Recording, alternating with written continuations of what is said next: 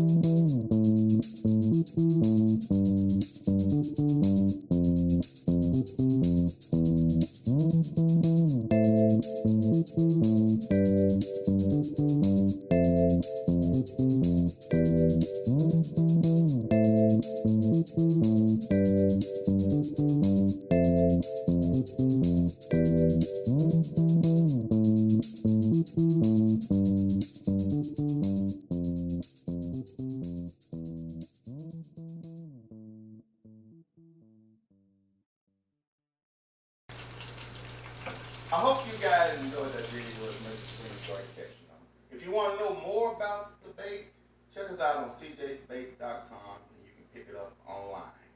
Also, you can get it at your local retail stores, Academy, Bass Pro, Cabela's, and Shields. But if you can't pick them up there, then go to your retail store and ask them, and they see if they can get it for you. Man, we enjoy eating this fish as much as we enjoy catching it. Might try a little hot sauce. You can catch us next time on cjsbait.com.